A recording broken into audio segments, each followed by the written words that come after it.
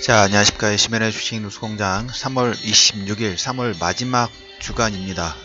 3월 마지막, 분기의 마지막일 때는 1차적으로 윈도우 드레싱을 항상 염두에 좀 두는 것 같아요. 어느 정도 물량이 들어올지. 물론 시국 자체가 요즘에 주말에 보시면 승부가 상당히 진하죠. 거의 바깥에 나가기 두려울 정도. 안개 끼는 날을 상당히 좋아하긴 합니다만 이런 스모그 안개는 상당히 좀 두려운 것 같아요. 그 시장 상황하고 날씨하고 상당히 약간 비슷한 모습들이 좀 보이지 않느냐 하면서 중간중간에 또 이 이후에 또 좋은 날씨가 조금씩 될 수도 있을 것 같은 희망 상황들이 조금씩 보입니다. 1차적으로 부담스러운 거 첫 번째로 말씀드린다면 신용 물량이에요. 지난주 주간 전략 부분하고 신용이 어느 정도 있는지 6조 원이 넘어섰다는 얘기를 드렸어요. 코스닥이 6조 1100억대. 주 후반에 역시 추가적으로 일부 조금 더 증가했습니다. 전체적인 신용잔고가 11조 5,800억. 물량 부분들이 부담스러운 건 지난주 후반에 주가가 급락이 나왔죠. 급락이 나왔기 때문에 투자자분들마다 비율 자체가 조금 틀릴 거예요. 그래서 자금 여유가 있으신 분들은 버틸 수 있겠지만 자금 여유가 없으신 분들은 이번 주 중후부터 뭐 화요일 수요일 정도부터 이 담보 비율에 대한 문제 부분들이 생길 수가 있고 거기에 대해서 반대 매매가 일부 진행될 수도 있겠죠. 항상 그런 과정 부분들이 빠르면 한 번, 많으면 3번 정도 해서 출렁거린 부분들이 나온 다음에 약간 손바뀐 부분들이 나왔던 게 이제까지 트렌드였기 때문에 그 부분은 일단 부담스럽습니다. 그래서 이번 주 어떻게 잘 버티는 움직임 부분들이 좀 나와야 된다. 신용 부분에서. 그 외에 긍정적인 부분들은 아침에 이제 카카오톡하고 그 텔레그램에 관련 기사 부분들, 뭐 주말에 아마 들으셨던 분들이 많으실 거로 봅니다. 한미 FT하고 철강 관세 합의 부분들이 됐습니다. 물론 이제 시장에서 오늘 이제 관련된 발표 부분들은 진행이 될 겁니다만 아마 자동차 쪽의 일부를 양보하는 그냥 다 모든 건 다 들어줄 수는 없겠죠. 한미 FTA하고 철강 관세 부분들이니까.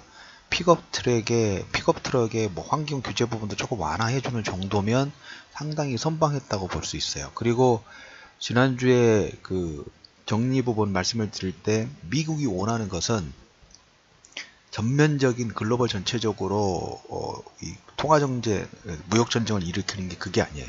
이번에 말씀드렸던 것처럼 우리나라 무역 규제는 다른 나라 넘버 5 안에 드는 나라보다 상당히 뒤에 있다고 말씀드렸죠. 그 관세 부분들을 무역 적자 부분들을 줄이기 위해서 원유 수입, LNG 수입, 셰일가스 수입 부분들 해가지고 상당히 많이 줄여놨기 때문에 우리는 메인 타겟이 아니에요. 단 이건 필요하죠. 향후에 이제 중국과의 뭐 WTO 제소라든지 국제 회의 부분에서 또 요런 선. 그래서 뭐 5개 질문을 했다는 시장에도 보고 분석글도 있어요. 향후에 이제 중국과의 이런 문제 부분 불거졌을 때 우리 내 라인에 틀 것인가? 그리고 철강 부분도 보면 작년에 2017년도 기준으로 수입했던 거 이상으로 안 할 것인가? 당연히 안 하죠. 작년, 재작년에 물량 부분이 상당히 좀 많았기 때문에. 그리고 철강석 가격이라든지 스크랩 가격 자체가 급등을 하기 때문에 미국 자체적으로 여기 관세를 부과하면 다 누워서 침뱉기가 되는 거예요. 자기한테 다 돌아오는 겁니다. 그래서 굳이 키울 필요는 없고, 그다음에 철강 문제는 빌미였다고 말씀드렸죠. 안보를 만들기 위한 안보적인 문제 부분들을 걸고 이걸로 하나의 빌미를 만드는 요건 부분들밖에 되지 않았다라는 얘기를 좀 드려보면서, 그래서 철강과 FTA 관세 지난주 급락에 따라서 일부 반발 매수세가 들어올 수 있는 부분하고 윈도우 드레싱 효과 부분들이 있는데 이 물량 부담의 신용 부분들은 상당히 좀 부담스럽다라는 얘기를 좀 들어보도록 하겠고, 주말에 그 미국의 재무장관이 문우신입니다.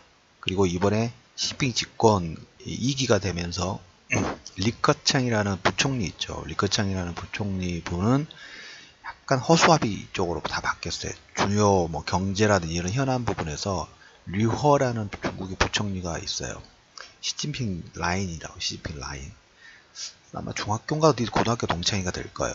류허라는 사람이 부총리하고 문우신하고 전화 통화를 해서 분쟁 현안 논의 부분들 좀 하는데 아직 뭐 본격적으로 대담이라든지 이런 부분들을 했지만 말씀을 좀 드렸던 것처럼 4월 환율 보고서는 중국한테도 좀 부담스러운 부분이 없잖아 좀 있어요. 그래서 이번에 다른 나라 케이스처럼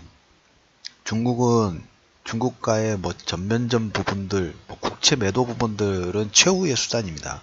국채 매도를 하게 되면 미국도 치명타를 받고 중국도 절대 그거에 부담을 벗어나기는 쉽지는 않아요. 근데 서로 약간 넌센스이기는 해요.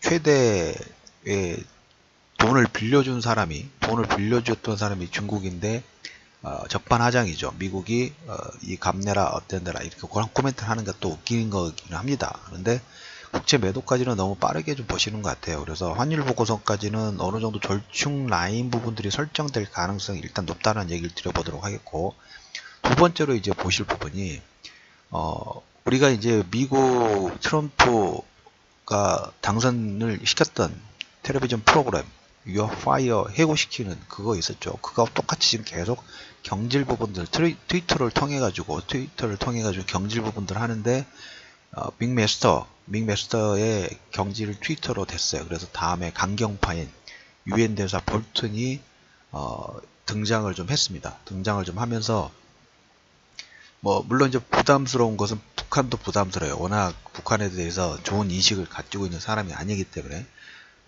안보 분야에서는 거의 뭐 초강경파로 보셔야 될 것 같아요. 그래서 백악관 국가안보회의 보좌관으로 발탁이 됐고, 그 전에 하버트 맥메스터는 트위터를 통해 가지고 경질이 좀 됐습니다. 그래서 북한도 일단은 리스트에 올려놓고, 그거보다 더 부분은 중동, 이란하고 핵 협상 파기, 이란이 핵 협상 관련된 파기 부분이라든지 다른 나라에서는 다 별 얘기가 없는데, 우리가 이제 3월달에, 다음 달이 4월달이에요. 4월 중하순부터는 상당히 시끄러울 수가 있어요. 왜? 5월달에 이스라엘 텔아비브에 있는 미국 대사관이 예루살렘으로 옮긴다는 5월달에 코멘트를 했기 때문에 이제부터 4월달에, 그러니까 스케줄로 본다고 하면 4월달에는 중국하고 관세 부분이라든지 보호무역 관련된 부분들을 조금 정리를 할 것인가, 환율 보고서 전후로 해서 어느 정도 양보를 받고 뭐 시진핑은 친구다는 그런 말도 안 되는 얘기를 그 관세 부분에 대해서 사인하고 얼마 뒤에 안에서 시진핑과는 친구이다라는 트위터를 올린 어떤 그 트럼프의 데드라인은 아니고 그런 스케줄 부분들을 가지고 있는 것 같아요. 협의 부분들을 던져놓고, 그다음에 환율 보고서의 협상 카드 부분들을 유리한 걸 가지고 있으면서 양보를 좀 받으면서 그 다음으로 안보 관련된 이란 핵협상 관련된, 우리가 이제 사우디아라비아부터 트럼프가 계속 걸어왔던 길을 본다 하면 한 번 정도는 중동 지역에서 상당히 시끄러운 소음 부분들이 나올 수밖에 없어요. 그런 이유로 인해서 이 부분을 어떻게 해석해야 될지 시간을 좀 보고 있습니다는, 유가 중요하다고 말씀을 드렸어요. 유가 WTI 기준으로 다시 65달러가 넘어섰습니다. 65달러가 넘어가면서 물론 한 세 가지 정도 내용들이 있어요. 첫 번째, 볼턴의 등판으로 인해서 지정학적 리스크죠. 이란 핵협상에 대한 문제가 시도될 가능성. 두 번째, 사우디아라비아의 감산 부분들이 내년 정도인데 한 1년 정도 또 연장 가능성 부분들이 부각이 됐고, 마지막 이게 좀 제일 중요한 부분이에요. IEA에서 주말에 발표가 나온 게 국제 유가, 제가 이런 얘기 드렸죠. 유가에 대한 수요 부분들이 분명히 증가하고 있다. 65달러의 돌파, 그리고 나머지 두 부분들은 약간 뭡니까? 지정학적 리스크 번화가로 감산 부분들이니까 상당히 긍정적인 내용이죠. 근데 두 가지 내용보다는 저는 마지막에 수요 증가 가능성. 우리가 항상 지금 경제 부분에서 진행 부분 될 때 글로벌 경제가 살아나느냐, 추가적으로 확장이 되느냐, 그 확장이 되는 와중에 좀 더 많은 파이, 영역 부분들을 꼽기 위해서 미국이 지금 이런 무역전쟁 부분들, 다른 협상 카드 부분들을 가지고 군사력 부분하고, 그 다음에 뭐 한미 FTA 파기, 뭐 무역 장벽, 그 다음에 이제 마지막으로 4월달에 환율 보고서, 이런 자기들이 유리한 카드 부분들을 가지고 상대편에게 알아서 먹잇감들을 뭘까요? 핀을 내놓으라는 그런 협상 부분들을 진행을 하고 있죠. 그래서 거기에 중국까지 다 엮여 있다 라는. 근데 수요가 국제 유가 수요 부분들이 증가를 해서 유가가 WTI 기준 65, 브렌트는 이제 거의 70달러 선까지 0.15 정도밖에 14 정도밖에 남지 않았습니다. 수요 중가가 핵심 키워드 좀 되겠죠. 물론 현재는 무역전쟁 중국과의 협상 부분들이 있기 때문에 시끄러울 수 있어요. 자본이 계속 있을 수 있고 우리나라 뭐 신용 물량 부분들도 자본이 있을 수 있지만 팩트는 수요 중가 부분들이 계속 코멘트가 되고 있다라는 이 부분을 계속적으로 여러분들이 체크하실 필요가 있다라는 얘기를 좀 드려보도록 하겠습니다. 그래서 다른 내용 부분도 있지만 지금 이번 주는 가장 중요 포인트 부분인데 지난주 급락에 따른 신용 물량 부담 부분을 어떻게 이길 것인가, 저가 매수 부분들이 일부 들어올 수 있는 가능성하고 FTA의 관세 합의 부분들이 지금 진행이 되면서 유가는 수요 증가로 인해서 65달러 선을 WTI 기준으로 65달러 선을 넘어가면서 글로벌 수요가 계속적으로 살아있음을 체크를 좀 하고 있습니다. 소음은 있지만 본질적으로는 추세 우상향 부분들이 진행되고 있다는 얘기를 들으면서 3월 26일 중요한 한 주입니다. 중요한 한 주보다는 우리가 1사분기 내에 가장 핵심적인 소음, 불확실성 부분에서 변곡점에 발표가 나왔기 때문에 극점을 찍어야죠. 극점을 찍으면서 이제 회복 수준의 수순 부분들이 논의가 계속 더 커질 수 있는 가능성이 커지면서 물량 부담도 이겨내고 그 다음에 거기에 철강, FTA 관세 합의 부분들의 긍정적인 뉴스 부분들이 시장에서 이 내용 부분들을 이기는 사람과 이기지 못하는 사람들의 변곡 부분들이 시작되는 한 주의 시작, 그리고 2분기의 장세 부분들을 결정하는 중요한 내용 부분들이 하나하나씩 진행되는 과정 중이라고 보시면 됩니다. 그래서 그 내용 부분들을 잘 체크하시면 여러분의 변곡 부분들의 투자 부분들의 긍정적인 뉴스 부분들을 체크하실 수 있다는 얘기를 들으면서 3월 26일 월요일 이주만의 주식 뉴스 공장 모닝 브리핑을 마무리하도록 하겠습니다.